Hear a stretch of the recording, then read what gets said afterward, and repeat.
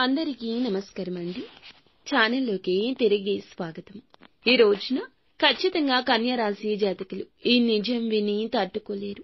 ఏమిటి ఆ నిజం? ఏం జరగబోతుంది? ఎటువంటి ఫలితాలు వీరికి గోచర రీత్యా కలగబోతున్నాయి? అన్ని వివరాలు వీడియోలో తెలుసుకుందాము. ఓం శ్రీ పెద్దమ్మ తల్లి జ్యోతిషాలయం. గురూజీ అఘోరతాంత్రిక విద్యతో స్త్రీ పురుష వశీకరణం చేస్తున్నారు. భార్యాభర్తల సమస్యలు, ఆరోగ్య సమస్యలు, కుటుంబ సమస్యలు, విద్య, ఉద్యోగం, ప్రేమ సమస్యలు, ఎటువంటి సమస్యకైనా పరిష్కారం చూపబడును. ఎక్కడెక్కడో జ్యోతిష్యం చెప్పించుకొని నిరాశ చెంది ఉన్నారా? ఒకసారి గురువు గారిని సంప్రదించండి. గ్యారంటీగా మీకు అన్ని సమస్యలకు పరిష్కారం చేస్తున్నారు. Phone number 9121226920.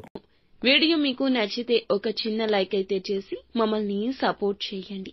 ఇక ఆలస్యం లేకుండా వీడియోలోకి వచ్చేద్దాము. మధ్యాహ్నం 1:30 దాటాక చంద్రుడు అష్టమ స్థానంలోకి ప్రవేశించి రాహు కుజుల దృష్టి తాకుతుంది. మీ జీవితంలో ఇది గూఢ విషయాల బహిరంగంగా భావించబడుతుంది.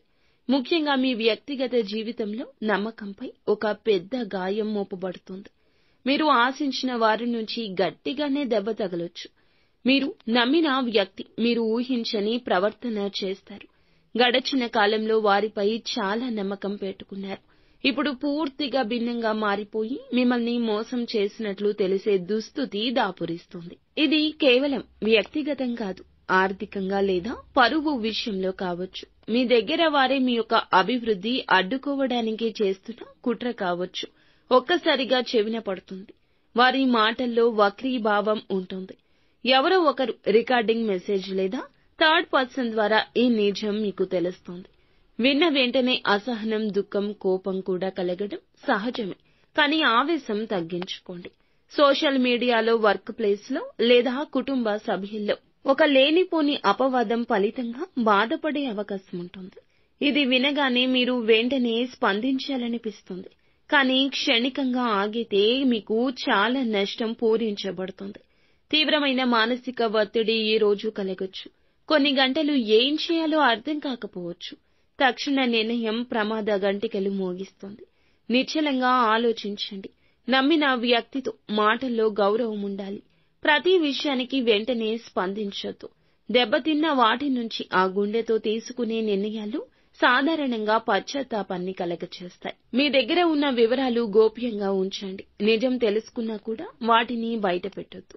ఇందులకు ఆధారంగా భవిష్యత్తుకు సంబంధించి నిర్ణయం తీసుకోవడం, మీ శాంతి కాపాడుకోవడం మీ లక్ష్యం.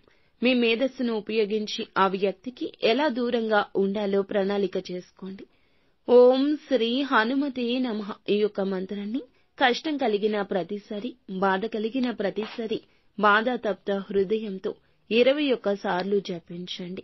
ఖచ్చితంగా హనుమంతుని అనుగ్రహం కలుగుతుంది. మానసిక స్థైర్యం కలుగుతుంది. మీ జేబులో ఈ రోజున ఒక నిమ్మకాయను పెట్టుకుని వెళ్ళండి. మీకు ఉన్న దృష్టి పోతుంది. మీకు మనసు ప్రశాంతంగా మారుతుంది. అంతా మంచి జరుగుతుంది.